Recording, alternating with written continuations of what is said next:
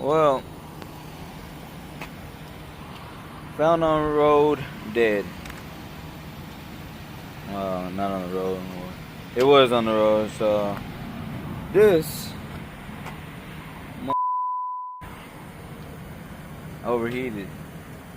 I don't know if thermostat is stuck or what the hell, but overheated on my wife on the side of the road about 30 minutes or so out from the house.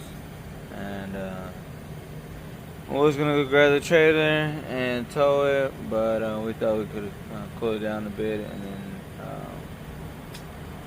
add water, and yeah, that didn't work. And it's already, let me see, almost 10 o'clock at night. So hit up the homie Tony Mendoza for all your towing needs, and he is on his way. Come save the day, pick this thing up, drop it off at the Ford dealership, and see what's wrong with it, man. Waiting for Tony. Appreciate that, boy, Tony. Yeah, for sure, man. So why you towing these? Yes, sir. All right, appreciate it, bro. What is up, everyone? All right, we are back. I am in my wife's truck, Little Red, driving it.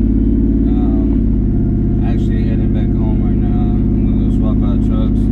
Feel like driving my black truck today. I was gonna actually bring it out this morning, but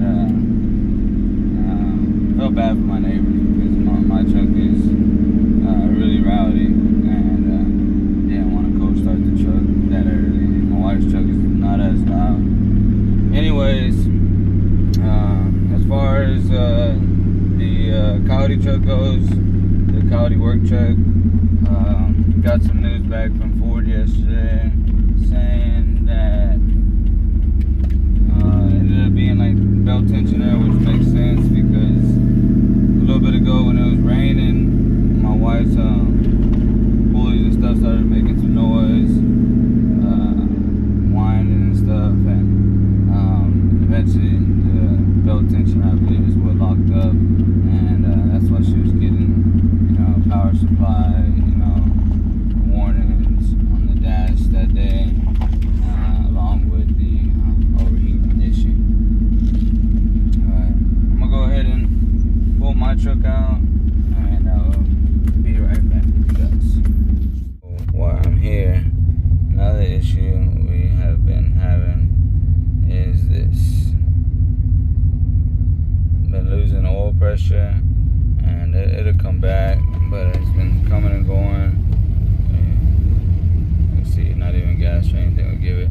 But yeah, it's been coming and going, and I believe it is the sender. So I already got that. I'm gonna swap that out once I change the oil later.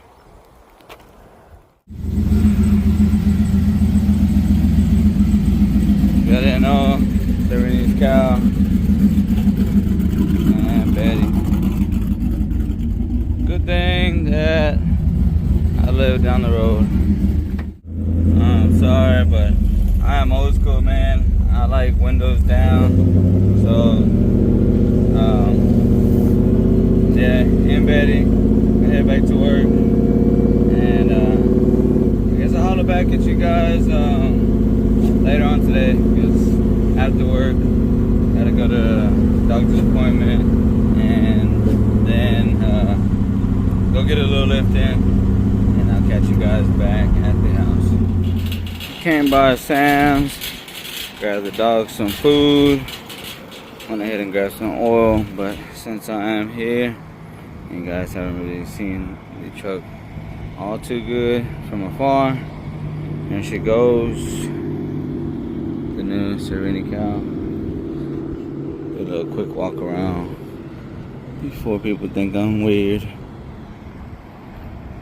There she goes, man. I really love it. Think it looks good. See y'all after the gym, everyone. Little Red in the garage. Baby stuff. They said we're supposed to be decluttering. Wheels on wheels. But I'm gonna get ready to do an oil change on this thing, and like I said, we're gonna change that oil pressure sender, and yeah, man, let's get to it.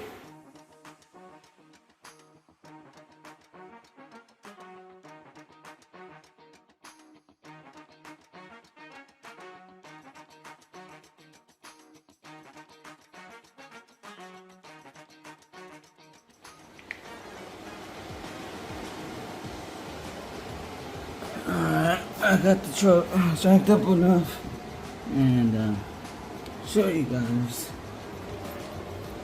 what we're looking at. It does seem to have a small leak.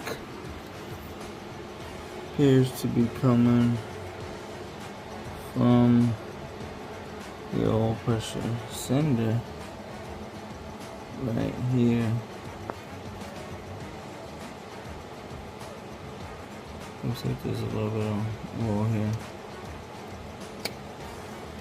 on the sender. See that drip right there. Mobile 1 5W30 full synthetic. This is what David recommended that we run, and it's actually what we run in the rest of our vehicles, along with a motorcraft filter FL820S. So that I run in my truck and my other vehicles as well.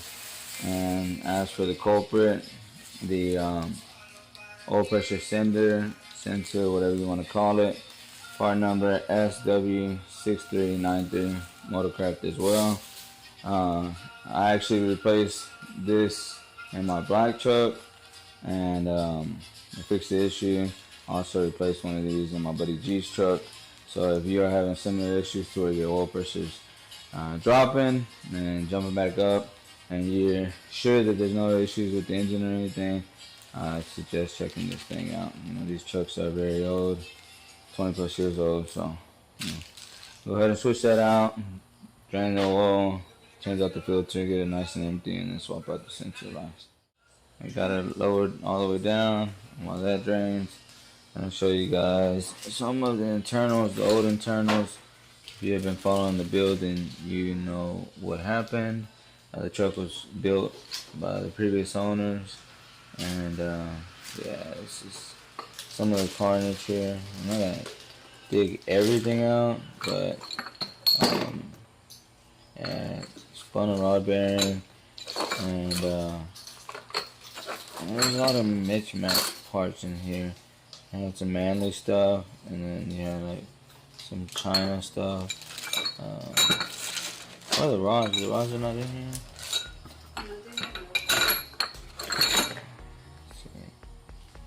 All these are manly.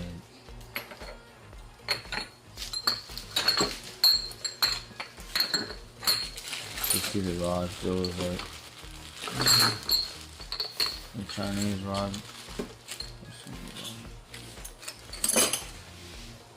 Let me grab them. That's it right here. There's the rods. Some of them are still good, but yeah, you got some like off-brand rods in there. There's another one, and then you had some manlies. It's kind of, I don't even understand how it was holding together, you know, with all the things that were wrong with it, the boards on the block. But yeah, some of the carnage. If you haven't checked out the previous videos, go ahead and do some catching up and see how we got to this point. But that is all good. It's in the past, and now we are here, fully built, no expensive spare, full 4 fuel system. Choker's already on E85, but now it's got the fuel system to carry it deep into I believe 600, I want to say 600-700, somewhere on there. It's got the 𝑳𝒊𝒍 injectors that I was gonna run. It's got that on there. I'm not sure what the max on those are. I believe it's somewhere around 700s, but yeah, that's that. Looks good and drives even better. What you got to say, Gigi? Well, we're probably gonna try to throw these together and get somebody to make us something cool. I don't know if I want to do the mandates, maybe with these Chinese knockoffs. But I think that we do have some Deca 60 pounds. That should be pretty good. If I can get them tested, cleaned out. So still look pretty good. I'm gonna let that drain for a little bit. I'm gonna go eat real quick, order some pizza, come back and pull out that little sensor. Gold sender is off right here. Pretty old, as you can tell. And this is the new one. That's what I did notice on all the ones I've changed so far, is the new cinders are longer. Old versus new.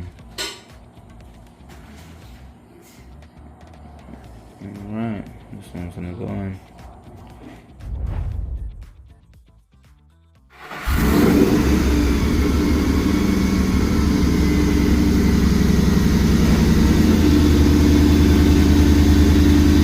All done. Word away.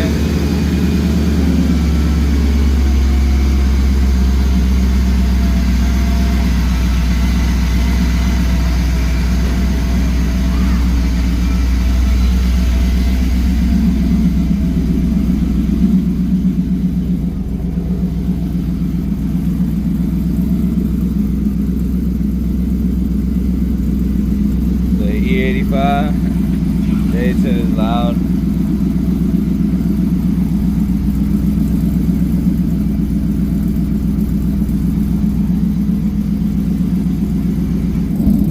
Safety first.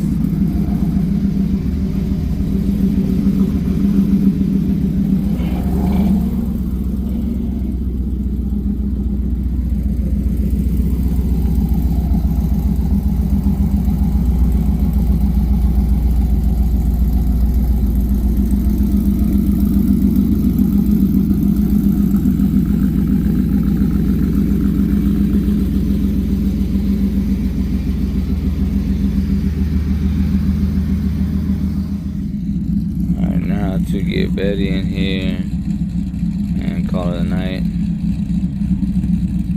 Sometimes I forget I got auto start on this one.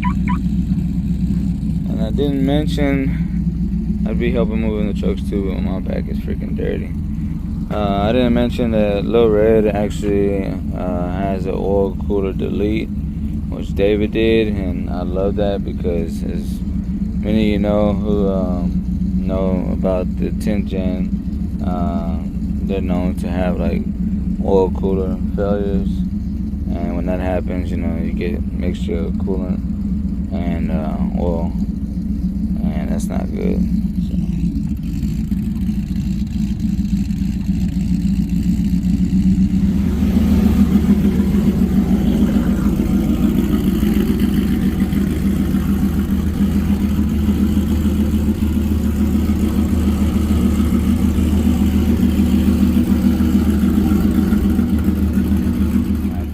For tonight, get that one put in and get rinsed up, and we'll see you guys tomorrow.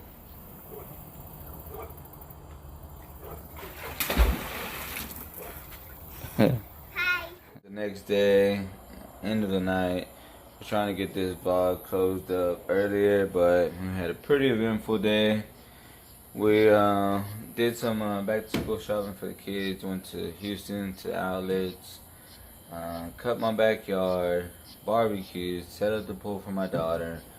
So yeah, eventful day, but got a lot done, got a lot accomplished. Hope you guys enjoyed this video. If you got any questions, drop them down below. Let us know what you want to see from future videos so that we can get that started for you guys or bring those to you guys. Other than that, I'm out. I'm tired. I need some shut-eye to get prepared for the work week coming. Till next time, guys, I'm out. Peace.